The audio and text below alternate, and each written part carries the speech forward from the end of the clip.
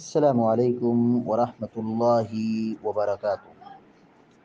الحمد للہ رب العالمین والعاقبۃ للمتقین والصلاة والسلام علی اشرف الانبیاء والمرسلین نبینا محمد وعلی آلہ وصحبہ اجمعین ومن تبعهم بإحسان إلى يوم الدین، اما بعد۔ فعن ابی ہریرۃ رضی اللہ تعالی عنہ قال قال رسول اللہ صلی اللہ علیہ وسلم اثنتان فی الناس ہما بہم کفر الطعن فی النسب والنیاحۃ علی المیت، رواہ مسلم۔ مسلم شریف کی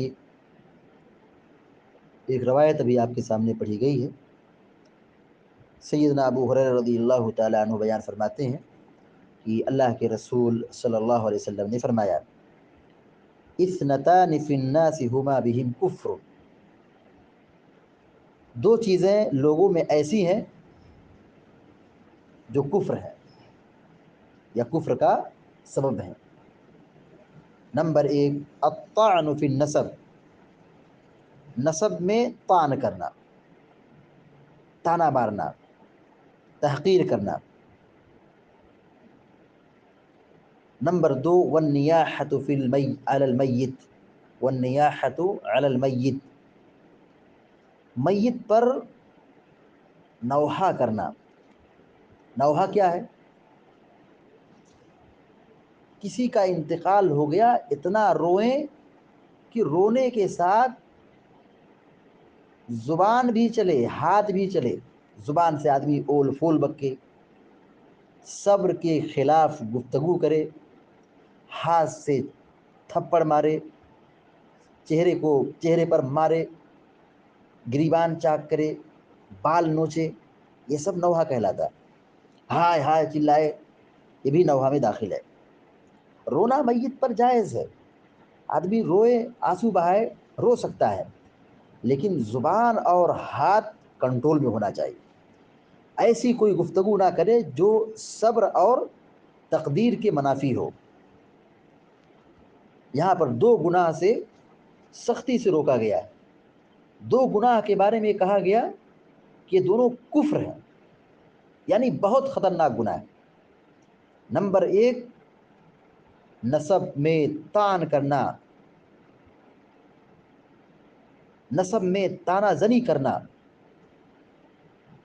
مطلب یہ ہوا کسی شخص کو اس کی تحقیر و توہین کی نیت سے یہ کہا جائے کہ تیرا نسب ایسا ہے، تو ایسا ہے۔ نسب میں تان و تشنیع کرنا، اپنے کو بڑے نسب سے تعبیر کرنا کہ میرا قبیلہ، میرا نسب اعلیٰ ہے، تم تو ہلکے ہو، کمزور ہو۔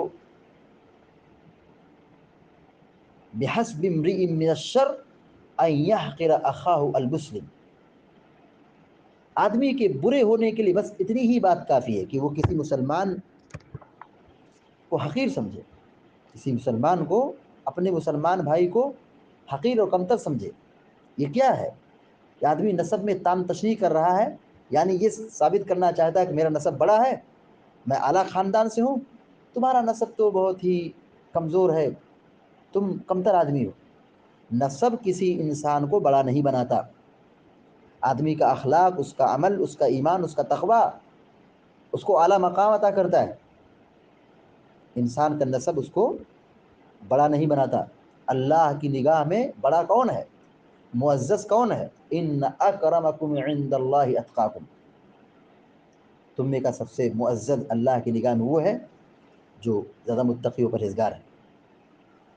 تو مومن کو تکلیف پہنچانا یہ بہت بڑا گناہ ہے۔ اللہ تعالیٰ فرماتا ہے والذین یؤذون المؤمنین والمؤمنات بغیر ما اکتسبوا فقد احتملوا بہتانا واثما مبینا، وہ لوگ جو مومن مردوں کو اور مومن عورتوں کو بغیر قصور کے تکلیف دیتے ہیں تو یقیناً انہوں نے بہتان اور صریح گناہ کا بوجھ اٹھایا ہے، یعنی بہت بڑا گناہ کیا ہے، اور یہ گناہ اٹھا لیا ہے، انجام بھگتنا ہے، نتیجے پر پہنچنا ہے، سزا کاٹنا ہے۔ نسب پر طعن و تشنیع کرنا، کسی کی تحقیر کرنا، یہ جائز نہیں ہے۔ دوسرا جو گناہ ہے میت پر نوحہ کرنا، ہماری شریعت میں صبر کی تعلیم بھی دی گئی ہے، صبر کرو صبر کرو صبر کرو، صبر کا پھل میٹھا ہوتا ہے۔ ان اللہ مع الصابرین، صبر کرنے والوں کے ساتھ اللہ تعالیٰ صبر کرنے والوں کے ساتھ ہے۔ یہ نوحہ یہ صبر کے منافی عمل ہے۔ جو آدمی نوحہ کرے وہ صبر نہیں کر سکتا، اور جو صبر کرتا ہے وہ نوحہ نہیں کر سکتا۔ تو صبر کرنے کی ہماری شریعت میں تاکید کی گئی ہے، اور ہر قسم کی بھلائی صبر کرنے ہی میں ہے۔ نوحہ کرنے میں آدمی کی اخلاق اور آدمی کے ایمان اور اس کے عقیدے کی تباہی ہے۔